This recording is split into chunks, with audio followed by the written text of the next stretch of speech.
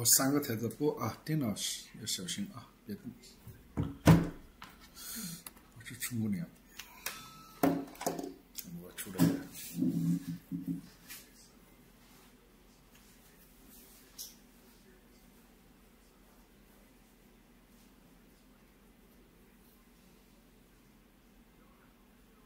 你看它自动设计的东西真是非常好，为的就是字在边上。我估计他们还要技术上解决这些问题。啊，已经至少半个小时。哦，我这个短过后，袜子我也洗一下袜子。这些我都不会碰，我只有一个充电线，是这边。对，充电线不要碰那个东西就是。那你的什么东西都放在那个毛巾里。我这袜子是在这里洗的是吧？那洗的东西你就放在椅子上了，我不知道呢。你洗不了，用过。那个凳子上东西脏的吗？这个不是吧？这个没穿衣服再穿一次就不要洗了。没有穿吧？这个都没有换的。那你脏了，东西放到那个厕所那个白色的筐里面去吧。这个是放到 OK。厕所里面有白色的筐，那个里头啥都没有，给你放脏东西了呢。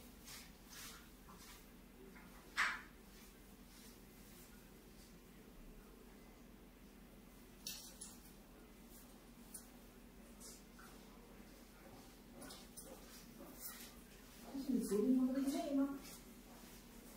可能是吧。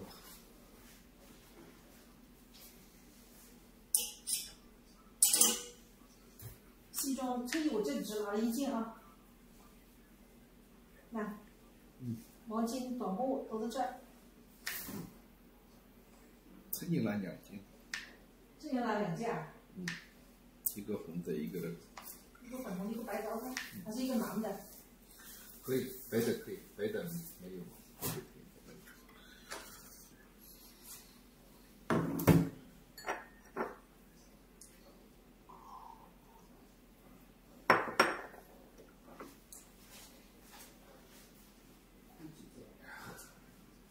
告诉你，这毛巾一堆，这个毛巾你换洗的衣服全都在里头。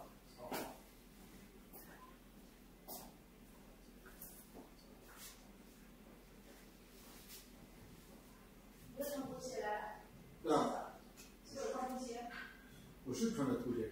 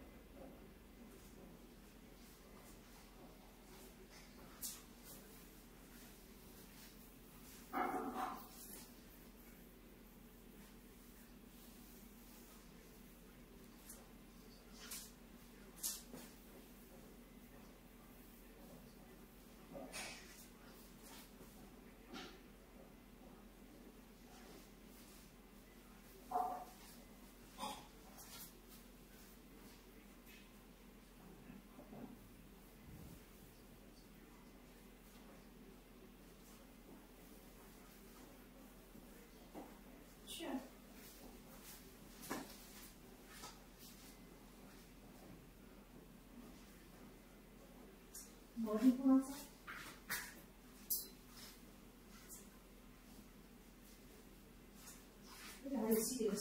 知道了吗？我知道。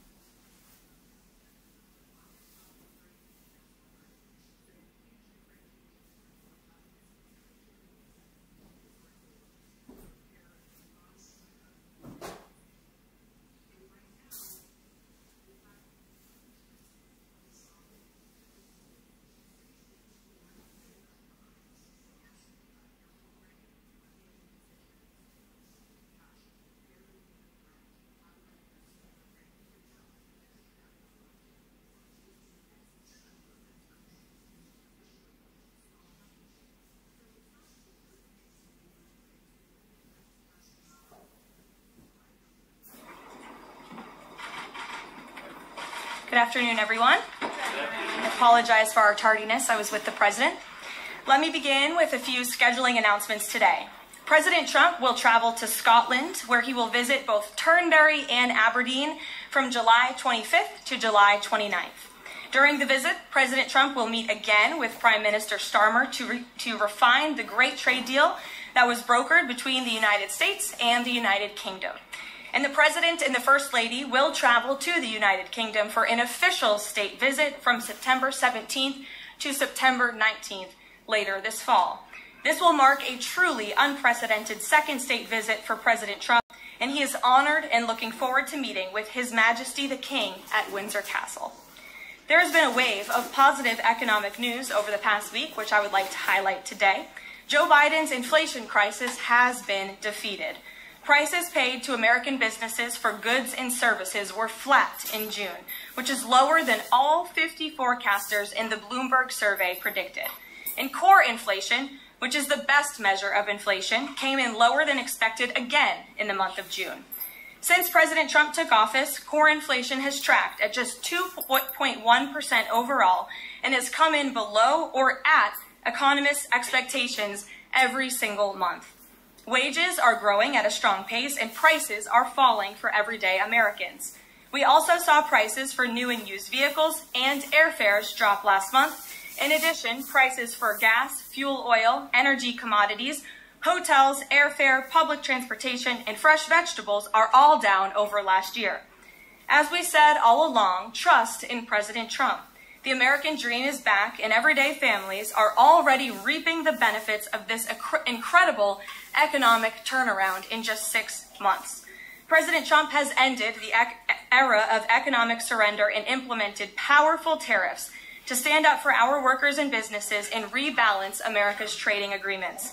Despite all of the doom casting from the so-called experts claiming that these tariffs would be the end of the world as we know it, the opposite has occurred. Tariffs are not inflationary, as President Trump has said all along. In reality, tariffs are a source of massive revenue.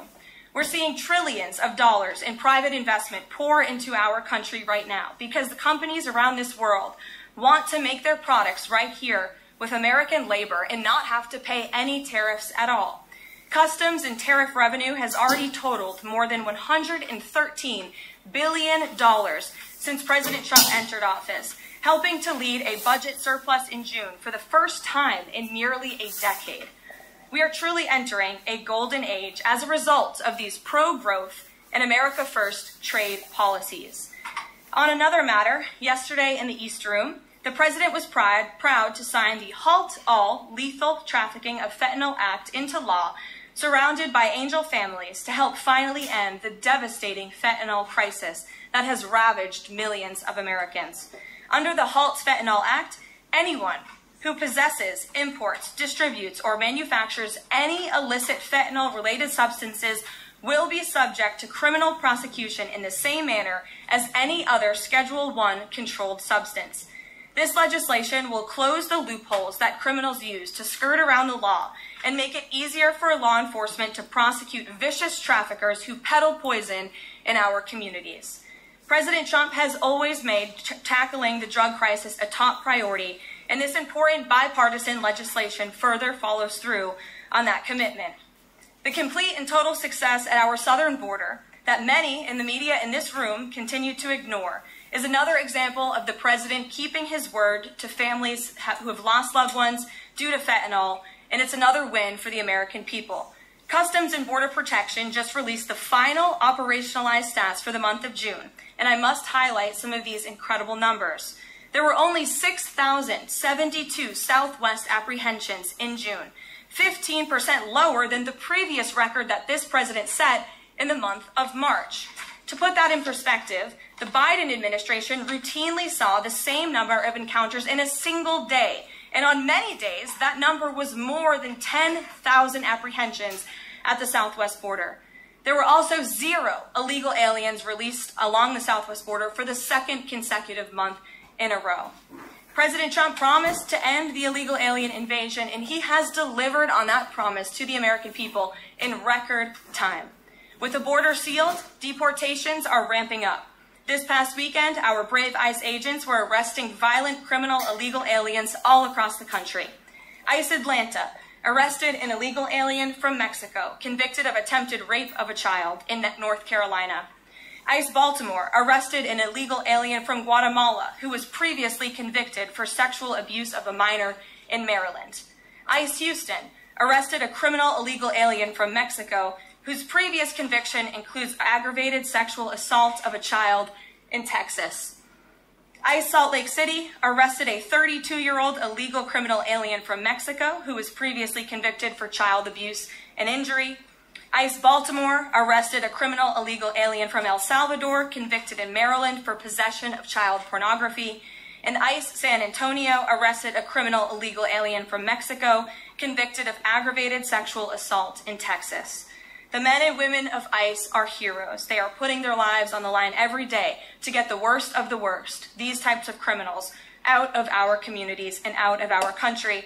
And the president continues to strongly have the backs of all ICE agents who are doing their jobs to keep all of us, including everyone in this room, safe. The facility, In other news, following President Trump's bold executive actions protecting American children from irreversible chemical and surgical mutilation, the largest provider of these barbaric practices will now be closing its doors. The facility in Los Angeles, California, is just the latest facility downsizing or eliminating their irreversible and harmful services that feed into the lie that you can somehow change a child's sex. The Biden administration peddled dangerous policies that defied medical science in favor of radical transgender ideology. But President Trump has put an end to that to ensure America's children's innocence is protected and our children can lead healthy and productive lives. Finally, last night, Senate Republicans passed President Trump's $9 billion rescissions package. This will help restore fiscal sanity in our country by rescinding billions in wasteful foreign aid and finally ending taxpayer funding for PBS and NPR, two media organizations that have ridiculously used federal dollars to push a partisan left-wing agenda for many years. The House should pass this rescissions package immediately and send it to the president's desk for signature. On another note, I know that many in the media have been speculating about bruising on the president's hand and also swelling in the president's legs. So in the effort of transparency, the president wanted me to share a note from his physician with all of you today. In recent weeks, President Trump noted mild swelling in his lower legs. In keeping with routine medical care and out of an abundance of caution, this concern was thoroughly evaluated by the White House medical unit. The president underwent a comprehensive examination, including diagnostic vascular studies. Bilateral lower extremity venous Doppler ultrasounds were performed and revealed chronic venous insufficiency, a benign and common condition, particularly in individuals over the age of 70. Importantly, there was no evidence of deep vein thrombosis or arterial disease. Laboratory testing included a complete blood count, comprehensive metabolic panel, coagulation profile, D-dimer, B-type natriuretic peptide, and cardiac biomarkers. All results were within normal limits. An echocardiogram was also performed and confirmed normal cardiac structure and function. No signs of heart failure, renal impairment, or systemic illness were identified. Additionally, recent photos of the president have shown minor bruising on the back of his hand. This is consistent with minor soft tissue irritation from frequent handshaking and the use of aspirin, which is taken as part of a standard cardiovascular prevention regimen. This is a well-known and benign side effect of aspirin therapy. And the president remains in excellent health, which I think all of you witness on a daily basis here. So the president wanted me to share that note with all of you. I'm happy to take further questions on it. We will provide the memorandum from the president's physician to all of you, as we always do. And we'll get to questions. Here in our new media seat, we have Frank Corva, who's the White House correspondent for Bitcoin Magazine, which comes at a timely week with crypto legislation moving across Capitol Hill. So why don't you kick us off, Frank, and thanks for being with us. Thank you so much for your Appreciate it, Ms. Levin. Sure. I was curious to hear if the president was in favor of removing any and all language around central bank digital currencies from the Genius Act, maybe as a means to get it across the line and get it on his desk. And then my second question was about something the president spoke about in this room. He talked about a $600 de minimis tax exemption for Bitcoin and other crypto spending. So I was just wondering if you could comment on those. Sure. Well, the president did signal his support for a de minimis exemption for crypto, and the administration continues to be in support of that. We are definitely receptive to it to make crypto payments easier and more efficient for those who seek to use crypto as simple as buying a cup of coffee. Of course, right now that cannot happen, but with the de minimis exemption, perhaps it could in the future, and we will continue to explore legislative solutions to accomplish that. As for the central bank digital currency and the Genius Act, which you noted has passed through Congress and will be sent to the president's desk. I believe the House is voting on it. If they haven't, they should be passing it. We know we have the votes, and we expect it to get to the president's desk, and we are planning a signing ceremony tomorrow afternoon. All of you will get more details on that. This piece of legislation is going to make America the crypto capital of the world, and that's what the president promised. As for a central bank digital currency, the president opposes that. He made that promise to the American people on the campaign, and while it's not in this specific piece of legislation, he did sign a January executive order banning a central bank digital currency. The administration supports Congress's efforts to codify that executive order into law, and I believe there will be future pieces of legislation in regards to crypto that will be moving through Capitol Hill. The president looks forward to signing them, and he looks forward to the signing ceremony this afternoon. So thank you for being with us today. Sure. Jackie. Thank you, Caroline. There's been a lot of discussion about the Epstein files and the president's comments yesterday calling it a hoax. Can you clarify which part of the Epstein hoax is the hoax part?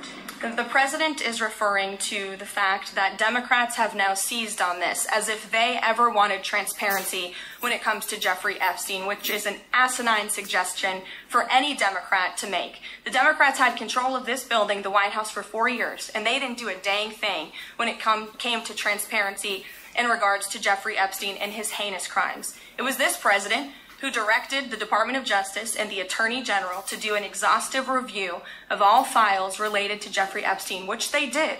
The Attorney General and the FBI, led by Pam Bondi, Dan Bongino, Kash Patel, these are great patriots, some of the most trusted voices in the Republican Party movement. It's part of the reason the president appointed them to these high law enforcement positions, and they spent many months going through all of the files related to Jeffrey Epstein, and they concluded what they found in that memo, which they drafted and they released. And so the president has been transparent. He has followed through on his promises to the American people, but he doesn't like to see Democrats and the mainstream media covering this like it's the biggest story that the American people care about.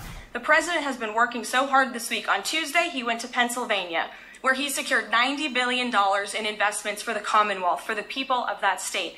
After that, he came back to the Oval Office at 8 p.m. He went in there to whip votes to get the Genius Act signed into law. And because of his efforts, that bill is now going to be signed and passed. The following day, yesterday, he meets with a foreign leader, the King of Bahrain, to secure more investments into this country. And then yesterday afternoon, the president is in the East Room of the White House mourning with parents who have lost their children because of fentanyl, signing a bipartisan piece of legislation.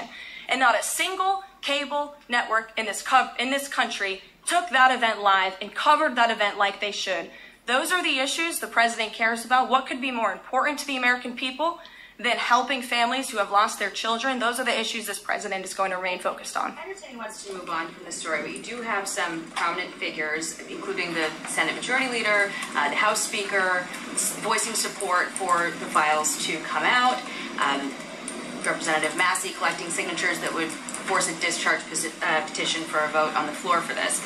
It doesn't seem to be going away. What is stopping the administration from just redacting any sensitive information, grand jury information, and putting out what is appropriate so that the American people can decide and then let this story die? Well, in terms of redactions or grand jury seals, those are questions for the Department of Justice. Those are also questions for the judges who have that information under a seal. And that would have to be requested, and a judge would have to approve it. That's out of the president's control. He has said, in agreement with some of the leaders on Capitol Hill, that if the Attorney General and the Department of Justice come across any other credible evidence, they should provide that to the American people. The president has said that, and he agrees with them on that. Why did you fire Maureen Comey?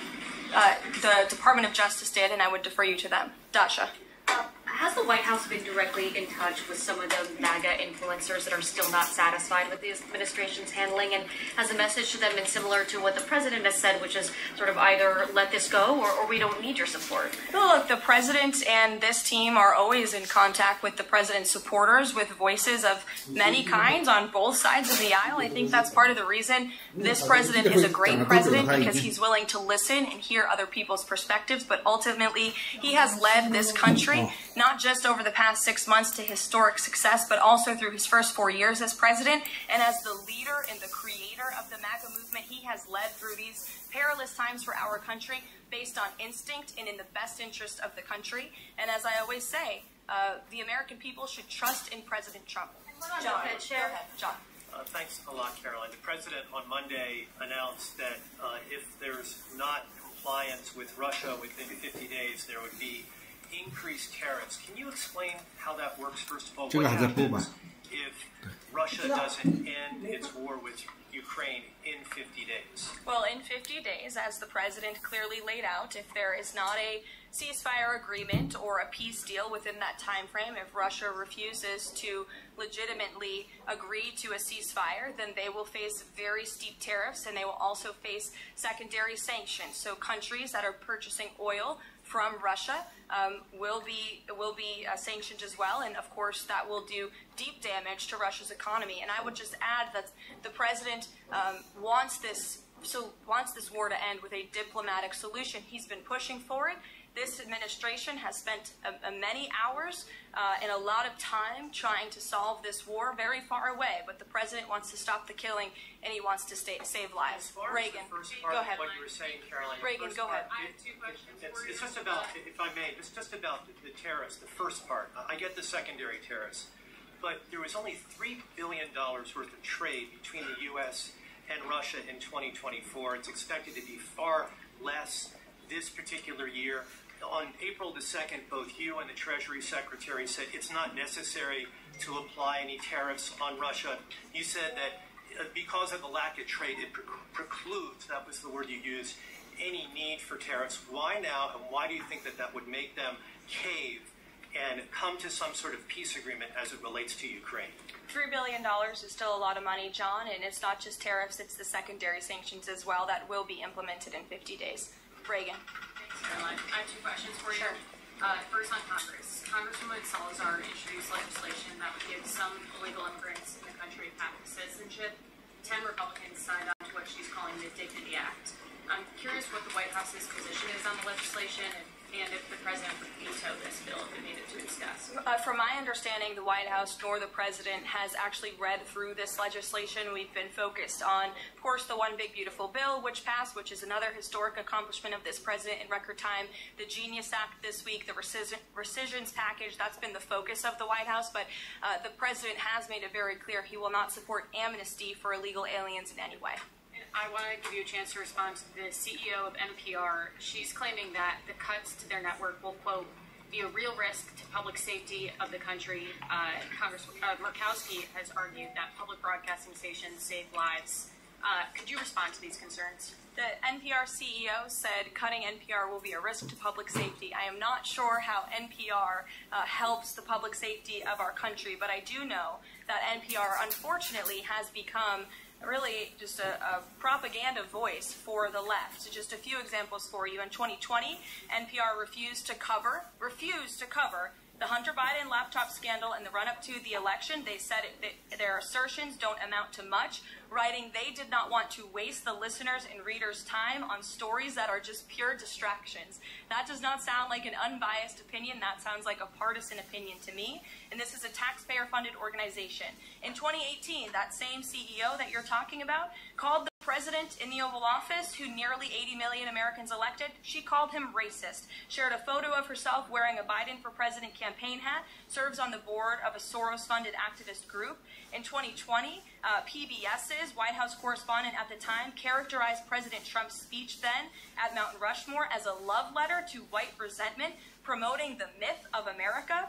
In 2017, PBS devoted an entire panel talking about what it means to be woke and white privilege. In 2023, PBS's Washington Week Roundtable covered up Joe Biden's clear mental divide. That's actually quite the clip. I would encourage all of you to look at it. These are not honest news organizations. These are partisan, left-wing outlets that are funded by the taxpayers. And this administration does not believe it's a good use of the taxpayers' time and money. Ed Lawrence. Yeah, thank you. I want to ask you about the Federal Reserve. So does the president believe that the slightly restrictive monetary policy stance right now, could that cause an economic slowdown? And if he does believe that, when? What pause are you referring to? No, could the stance of the monetary policy is slightly restrictive? Does the president believe that that stance, the slightly restrictive stance, could cause an economic slowdown in itself? I haven't heard the president discuss that specifically, but what I do know in regards to the Federal Reserve is the president's been very transparent about his displeasure with both the policies and the management of the Fed, and he spoke about that to all of you pretty extensively in the Oval Office yesterday. And last month, one more if I could. Last month, the Canadian Prime Minister said the president had agreed to a July 21st deadline to sort of work towards a trade agreement. That's 4 days from now. Could there be a trade agreement with Canada in 4 days? Well, look, we'll see. The trade team continues to be very active in our conversations and discussions with Canada. The president himself has said, unfortunately, our neighbors to the north have been pretty difficult to deal with when it comes to matters on trade. But in trade, generally speaking, as you know, 25 countries have received letters thus far from the president directly with his big, beautiful signature on them, from Japan to Korea, South Africa, Kazakhstan, Malaysia, just a few countries, and Canada also received a letter for 35%. With that said, if countries want to have legitimate further discussions, the Trump administration and the president's trade team are willing to have further talks, but these letters these countries have been receiving are the deals. And as the president has said, those deals will be made. They are tailor-made to each and every country based on the United States' concerns and what's in the best interest of the American worker and the American people. Charlie, go ahead. Thank you, Caroline. No, I called on Charlie, but Deanna, you can go ahead too. Go ahead. The president said that he floated the idea of a special prosecutor in the Epstein case. Can you confirm that? And has he asked the Attorney General to do this, to appoint a special prosecutor to look it over? Well, the idea was floated from someone in the media to the president. The president would not recommend a special prosecutor in the Epstein case. That's how he feels. And as for his discussions with the Attorney General, I'm not sure. Deanna. Caroline. Thank you so much. Do you know what the president's reaction was to Mike Johnson saying that he wants additional files released, the Epstein files? Was there a conversation with Mike Johnson about that following his comments? I won't discuss the president's private conversations with the Speaker of the House, but as I answered to Jackie's question earlier, the president has said if the Attorney General and the Department of Justice and the FBI have any more credible evidence in regards to Jeffrey Epstein's crimes, they should put that forward. He has called on them to do that. Sure. With a few days. I'll go to all of you, starting with the lady in the blue. Go ahead. With a few days to the August 9th deadline, how are the negotiations with Europe going? There's some sticking points. What are they? Can we expect a delay, or should we expect a deal soon? Well, I believe the deadline is August 1st. As for the European Union, they continue to be very eager in negotiating with our country for obvious reasons on ways to lower their tariff and their non-tariff barriers that we have long said harm our workers and our companies. So the president's trade team continue to be in talks with the European Union. Would he accept, or would he put forth a postponement of the August 1st? He's already said he will not. Caroline, Go ahead. Good afternoon, Caroline. In Gaza today, Holy Family Catholic Church was struck by an Israeli shell. Yes. 3 people were killed, 10 wounded. What is the president's reaction to that church coming under fire? It was not a positive reaction. He called Prime Minister Netanyahu this morning to address the strikes on that church in Gaza, and I understand the Prime Minister agreed to put out a statement. It was a mistake by the Israelis to hit that Catholic church. That's what the Prime Minister relayed to the President, and you should look at the Prime Minister's statement that way. Back to your letter that you read at the beginning. Sure. The President, you said mild swelling in his legs. Is Yes, sir. causing him any discomfort? How are you treating it? Nope. No discomfort from the president at all, and you probably all see that on a day-to-day basis. He's working around the clock. As for the treatments, I can defer to the president's physician, and we'll get you this letter. I think it will answer all your questions. Reports that a Chinese-born banker who works in Atlanta for Wells Fargo is being prevented from leaving China. Is he going to bring this up with President Xi? Are you aware of the case? I'm not aware of the case, but I'm sure our National Security Council team is. Steve will get you some answers on that. Thank you, Caroline. Two questions. So the first is that President Trump said that the Attorney General only gave him a brief overview of what was in these Epstein files. Does he have knowledge or an understanding of what is in the files related to Epstein that have not been released? Not to my knowledge, and that's a question for the Attorney General, as I said, and the President has told the Attorney General if they have any more credible evidence, they should release it. Is that evidence, would she have to run that by the President before she released it? I don't think so. He said if she has any more credible evidence, she should release it. Go ahead. Thank you. Go ahead, yes. Great. Thank you, Caroline. Two questions. One, today... And you can go ahead, Andrew. Don't worry. Today, tens of thousands of folks are rallying nationwide to honor the legacy of Congressman John Lewis. Meanwhile, Republicans in Texas reportedly are working to redraw congressional maps at President Trump's urging. How is President Trump reconciling his call to action for Texas Republicans with the legacy of Representative John Lewis? I'm not quite sure how the two things are related. I think the president would agree that John Lewis served our country for many, many years. It has nothing to do with the redistricting efforts that are currently underway by Texas Republicans to add seats to their legislature. They have the right to do that. The president spoke to the congressmen and women who serve the great state of Texas about it, but it's up to them and it's up to their legislature to get that approved. And Caroline, this is the second question. Does the president support the Justice Department's request for just 1 day in jail for the officer convicted of Breonna Taylor's killing? And what message does he believe that sends to her family and to other families seeking justice in cases of police violence? I haven't talked to the president about that case. Go ahead. Just the president, when the president met the interim president of Syria a couple of months ago, he described him as a young, tough, attractive guy. After the latest clashes in Syria over the last few days, does President Trump still support Syria's interim president? The president still supports Syria's pathway to a peaceful and prosperous country, and you received an update directly from the Secretary of State on the ongoing situation between Syria and Israel. I spoke to him myself this morning to get an update, and as soon as the United States became involved in this conflict, we were able to de-escalate, deconflict. That seems to be continuing. Syria agreed to draw back their troops that were in the area where that clash was ongoing, and we continue to be very actively monitoring the situation. The president wants to see Syria become a prosperous and stable country, and by the lifting of the sanctions on Syria, he's giving them a real chance to do that, and he wants to see that through. Andrew, go ahead. So on Tuesday, the president told a very detailed story about his uncle, noted scientist John Trump, and Theodore Kaczynski, the late Unabomber. He said that Dr. Trump taught Ted Kaczynski. Ted Kaczynski was not identified as the Unabomber until 1996, 11 years after John Trump passed away. It would have been impossible for John Trump to have ever discussed the Unabomber with the president. So what was he talking about? And I have one follow-up.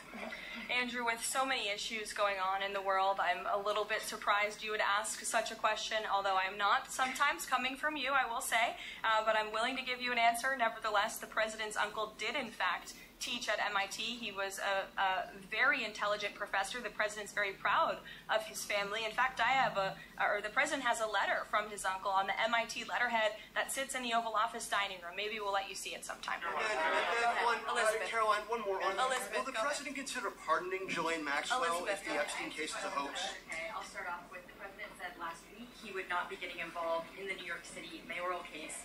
If that mayoral race, if that's still the case, given his history drawing a large crowd in New York City, what's his reason for staying out of it in that way? Well, look, I think the president reserves the right to get involved in races or not get involved in races, and he's made the decision not to weigh in on the New York mayoral race, as you rightly pointed out, although he has gone as far to say he absolutely does not want to see Zemdami, elected, who is a known communist who supports the abolishment of private property, the defunding of police.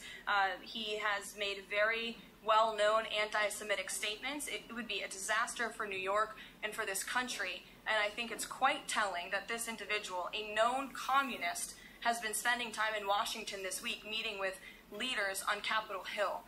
This is truly where the Democrat Party is headed. Clearly, they learned nothing from November 5th in the president's overwhelming victory. Mary, go ahead. Thank you, Caroline. I want to backtrack to the hospitals that have stopped providing transgender surgeries and hormones for kids. On this front, does that have anything to do with the DOJ subpoenas last week? Should we expect any more hospitals to be shutting down their programs?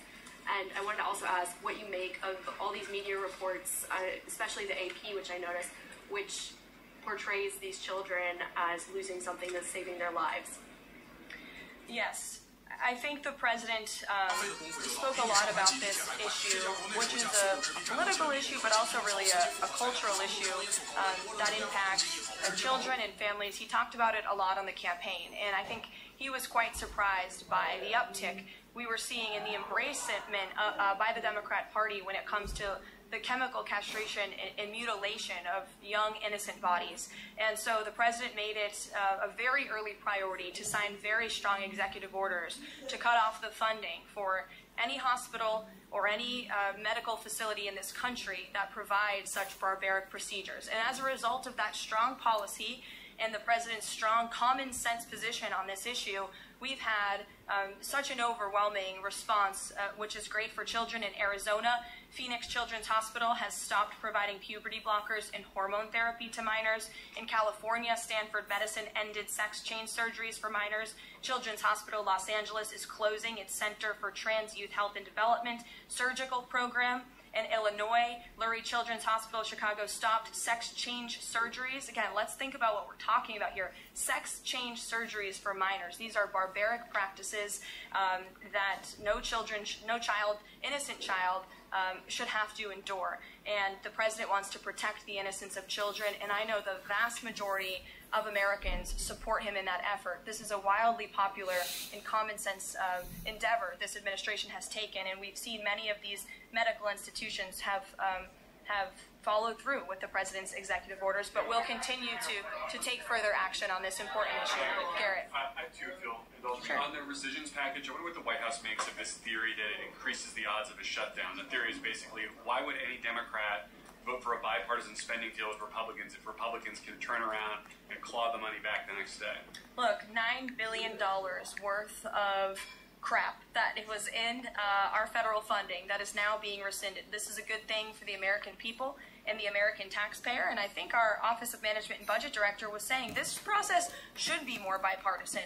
Democrats, there was a time in this country where Democrats too cared about getting rid of waste, fraud, and abuse in our federal spending. I think every American agrees the government spends way too much money on things that don't matter. Some of those things include PBS and NPR, or for instance the Democracy Fund, which was funded to the tune of $83 million through the Department of State, but they were giving hundreds of thousands of dollars for gender equality and empowerment hubs in Yemen, $3.9 million for strengthening information integrity, equality, and democracy for LGBTQI population of the Western Balkans. These are not good uses of the taxpayer funds, and Republicans are proud to lead that effort, and we wish more Democrats would join us in that. I wanted to follow up on the Marie Comey question just to clarify. Did the White House have any knowledge, or did the president sign off on her firing? This was a decision that was made by the Department of Justice. There was an agreement that was made between Immigration and Customs Enforcement and the Centers for Medicaid and Medicare Services regarding access to Medicaid information for 92 million Medicaid recipients around the country. That includes health information. So how does that not violate HIPAA violations and privacy concerns, for example, of American citizens? I'm going to have to defer you to Immigration and Customs Enforcement on that. I'm unfamiliar with that agreement that they made. Thanks, Caroline. Two questions. Russ Vought said today he's going to be looking into cost overruns in the renovation projects. Is there a deadline for him to come back with findings to the president? I don't believe there's a deadline the president has set for Rust Belt, but I think, again, this is a good use of taxpayers' time to look into this project that is millions and millions of dollars over budget. It's for a big, beautiful mansion for the federal chairman, reserve chairman, and I understand that it costs much more than it did the beautiful palace that many of you joined us at when we went overseas. So it's completely unnecessary, it's overpriced, and I think it's a good thing the administration, led by the president, is looking into it. If there were to find wrongdoing or fraud, would the president reconsidering firing Jerome Powell? Look, it's a hypothetical question. We'll see where it goes. The president spoke about how he feels on this matter yesterday. Sure, thank you so much, Caroline. So we saw Ambassador Huckabee arrive to Prime Minister Netanyahu's trial to show his support. Does the president plan to impose any kind of sanctions against the Israel judicial system? I don't have any update for you on that or any announcement on that front. I don't believe so. Does the president believe that justice has been served in the Epstein case? Look, the president believes that he directed the Department of Justice to do an exhaustive and thorough review, and they did that. And they all agreed, the FBI director, the deputy FBI director, the attorney general, on the memo that they drafted and they released. Thank you, Caroline. Just a follow-up on Reagan's question. Representative Salazar's bill, it grants illegal aliens with legal status for 7-year increments. It also gives permanent path to residency for so-called dreamers. And, you know, President Trump and Labor Secretary Chavez, who previously co-sponsored a version of this bill when she was in the House, they've spoken about a work deal similar to the bill, I believe. What's the difference between a work deal and amnesty? Look, as I told Reagan, the president, the White House have not reviewed this specific piece of legislation. It's just not where our focus has been. But the president, for one, has been very clear he does not support amnesty. We'll go to, oh, look at some friends in the back. Brian, go ahead. You didn't show up early enough to get some good real estate up here. I love it. Any update on the auto pen? I know that there was the DOJ and some others were looking into the thousands of documents that were signed off just before Joe Biden left office. Any update on the auto pen? Yes. I'm not laughing at you. I'm just laughing at how far away you are, and you're going to need to get some microphones back there. On the auto pen investigation, yes. The White House counsel's office has launched their own investigation into former President Biden's usage of the auto pen. We have requested some documents from the National Archives, and again, as I've said many times from this podium, and the president has said as well, it's incredibly important that we get to the bottom of who really was at the tip of the spear in the decision-making process here in the White House, because former President Biden himself admitted to the New York Times, I understand he never gave interviews when he was here, but now all of a sudden he wants to give one, and he said that he did not actually review every single pardon that he signed on his way out the door.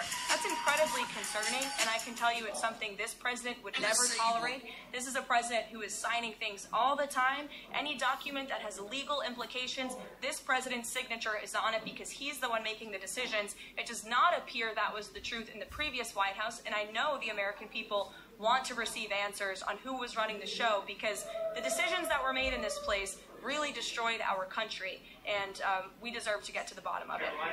Mark, in the back. Thanks. Some Christian groups are complaining that they are not able to get visas as quickly to travel to Israel, and it's been elevated to Ambassador Huckabee's station. Is the White House aware of that? Does it have any reaction to that? And is that part of the president's disappointment with Netanyahu's government?